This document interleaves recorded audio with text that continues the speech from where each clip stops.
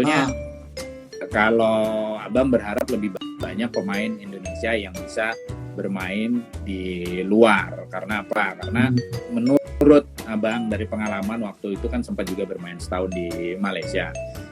Main di luar itu kan nggak sebatas kita bermain, berlatih dan bertanding sebagai pemain asing. Tapi di luar dari sepak bolanya, kita kan juga belajar hidup.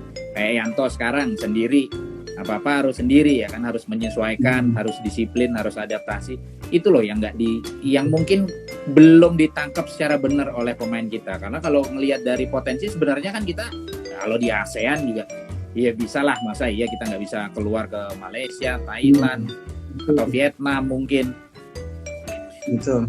Pengalaman-pengalaman itu yang gimana yang Yanto rasain kan secara individu kan lebih berkembang sebagai pribadi kan lebih berkembang. Kita harus tanggung jawab terhadap diri sendiri, harus pandai ngatur waktu, disiplin, karena hidup kita ngatur sendiri, nggak ada orang lain gitu kan, harus tetap prima, tetap fit di dalam lapangan maupun di luar lapangan. Itu kan banyak godaan. Nah itu gimana kalau Yanto menyikapi? Kalau saya sih memang maksudnya ya, harapan saya juga ya maksudnya untuk ya kenapa banyak pemain muda terus ada apalagi maksudnya angkatan saya ya, pemain Indonesia lah. Kenapa tidak cobalah keluar? Jadi ya maksudnya dari satu sisi seperti yang tadi Abang bilang, bukan kita hanya belajar untuk jadi pemain sepak bola, tapi di luar itu kepribadian apa gitu kan lah, untuk mengambil langkah keluar dari zona nyaman gitu. Iya betul. Nah makanya udah hampir tahun ketiga ini kan saya sering ngajak teman-teman terus adik-adik apa yang saya lihat punya potensi gitu. Bahkan saya ajak anak-anak Papua banyak. Jadi ya tapi mereka maksudnya hanya kata iya, nanti kita lihat sudah, nanti. Jadi belum ada apa reaksi, belum ada ini untuk coba gitu. Akhirnya ya mau tidak mau ya sampai sekarang kan minimal kalau pikiran saya tuh minimal ada 5 aja anak Indonesia main di luar atau 6-7 gitu kan.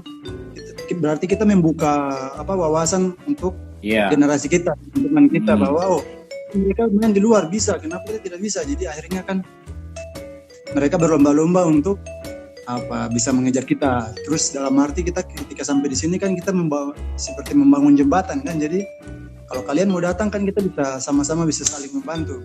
Nah, yang penting datang main gitu. Betul. Nah, makanya saya sudah tawarkan ke beberapa teman saya, maksudnya teman-teman yang saya bilang kalau kalian masih bingung mau oke, ngomong saja langsung. Saya ngomong ke agennya, sudah kamu urus. Langsung berurusan sama agennya sudah, kamu datang. Gitulah. Tapi ya apa pengalaman saya lihat ke belakang teman-teman kan banyak pemain Indonesia yang mau datang tapi harus minimal bermain ya harus ada pemain Indonesia yang lain, misalnya satu tim atau mungkin ya bermasalah dengan tinggalkan keluarga dan lain gitulah. Jadi saya rasa ya masalah, tapi di luar yang kepribadian tadi ya kita bisa bertanggung jawab untuk diri kita karena kita urus diri kita begitu kan. Iya. Tapi yang paling penting apa yang saya mau bagikan tuh, saya di sini jadi saya belajar sama pemain-pemain asing karena saya apa statusnya pemain asing, jadi saya belajar sama pemain asing macam dari Jepang, Korea gitu. Saya dekat ini mereka untuk jaga kondisinya seperti apa, makannya apa, minumnya apa, latihan berat harus makan apa untuk pengganti itu. Akhirnya ya saya bisa yang cocok untuk saya ambil yang baik gitu kan. Iya. Tapi ya memang apa kalau mau dibilang ya untuk profesional ya memang harus begitu. Jadi kita tidak perlu mau pikir takut keluarin uang banyak untuk beli nutrisi, beli makanan yang baik untuk kembalikan apa yang udah kita keluarkan. Kan kita atlet jadi ya seperti begitu, banyak yang bisa kita sebenarnya dapat, hanya ya itu kita tidak bisa hanya berbicara tapi harus mengambil langkah gitu. Betul. Nah, yang kayak gitu-gitu itu kan yang jadi pengalaman akhirnya kan ada kesadaran dari kita sendiri, dari Yanto, bahwa sebagai profesional menjaga kondisi itu penting, bukan hanya latihan tapi juga nutrisi. Nggak usah nunggu dari tim, tapi juga secara pribadi udah sadar. Nah, kalau secara pribadi udah sadar, otomatis kan juga akan menaikkan level kita sendiri secara otomatis. Itu yang Abang maksud. Di luar itu selain latihan dan bertanding, kehidupan atau kegiatan sehari-hari itu juga mengembangkan potensi kita. belum lagi ada rasa keberanian, belum lagi dapat rasa percaya diri bermain di Thailand sebagai pemain asing. Kalau kasarnya nih, gampangnya, kalau sudah pernah main di Thailand, apalagi udah sampai 3 tahun, iya ngomong bahasa yang singkat aja ya, Thailand aja, gua lawan, gua makan, siapa lagi nih gitu kan. Itu rasa percaya diri yang mungkin hanya diungkapkan dengan bahasa yang sederhana, tapi itu ngefek, Abang yakin. Kita udah percaya diri kayak Yanto sekarang kalau ketemu timnas Thailand, nggak ada rasa gugup, nervous atau minder atau gimana lagi, Bang. Udah biasa dihadapin. Itu dia, makanya waktu ya sebenarnya saya termotivasi waktu kita Piala AFF yang 2016 tuh ya. Jadi terus kita main di Indonesia, terus menang agregat kan 2-1, terus pas balik ke Thailand saya duduk itu, kita nonton, saya bilang wah ini orang, mereka main bolanya sudah gila, luar biasa, maksudnya permainan sepak bolanya apa gitu. Akhirnya ya saya macam termotivasi, tapi waktu itu saya dapat tawaran kan, 2 tawaran, Thailand sama Malaysia. Terus Malaysia ini gajinya tinggi, 2 kali lipat dari Thailand. Tapi saya mikir, waduh, ya kalau macam saya mau cari uang ya oke lah saya ke Malaysia, tapi kalau macam mau cari pengalaman saya ini, saya harus cari yang levelnya di atas lagi. Jadi oke lah saya keep yang gaji tinggi, tapi saya ambil yang pengalaman itu aja dulu. Akhirnya makanya saya berani ambil ke sini Liga 2, oke lah saya coba dari awal aja dulu. Akhirnya ke sini saya pas sampai tahun pertama di sini, ini pemain Thailand kan waktu mereka pergi ke Jepang kan tahun 2018 itu.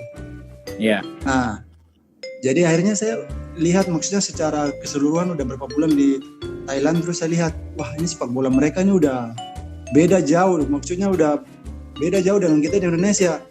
Terus mereka sekarang berlomba-lomba semua ke Jepang, berarti bandingkan sepak bola Thailand dengan Jepang, wah mereka punya wawasan untuk harus ke Jepang, berarti makanya dari situ mulai membangun motivasi lagi, kenapa saya tidak bisa ke Jepang lagi. Akhirnya ya coba-coba tiap tahun gitulah. Linknya jadi kalau dari Thailand rata-rata target selanjutnya Jepang. Nah jadi mereka udah hampir nggak ada yang mau berpikir untuk main di keluar dari Thailand, tapi bermain ke macam Malaysia atau Indonesia itu sudah nggak ada pemahaman itu, maksudnya mereka nggak mikir ke situ. Jadi sekarang mereka bagaimana berlomba-lomba ke Jepang, makanya mereka hampir beberapa klub di sini mereka kerjasama sama klub Jepang. Jadi setiap tahun mereka kirim pemain ke sana, akademinya gitu. Jadi trial ke sana. Jadi ya kerjasama dengan klub Jepang itu. Oke, pantas. Jadi secara langsung udah selain kerjasama juga menaikkan level sepak bola bukan hanya klub-klub Thailand aja, tapi secara nasional ya, karena kiblatnya udah ke Jepang targetnya. Kita tahunya kan yang di atas kan yang main di Jepang kan Canatip, yang lain-lain. Tapi yang di bawah yang pergi ada kan Liga 2 tuh ada berapa orang? 1-2 orang, terus yang trial setiap tahun itu banyak malah dari tim-tim yang kerjasama itu. Nah itu yang memang itu membuat mengembangkan itu sepak bola mereka itu. Oke, itu bisa menjadi ini nih, bisa menjadi referensi lah untuk klub-klub Indonesia untuk bisa juga berbuat hal yang sama, bekerja sama dengan klub-klub di luar, entah di Asia, Jepang, Korea atau mana, untuk bisa bikin program kerja sama kemudian trial, karena selain untuk pemainnya sendiri juga secara tim dan secara untuk kepentingan nasional juga bagus itu kalau kerjasama dengan klub atau sepak bola yang lebih maju.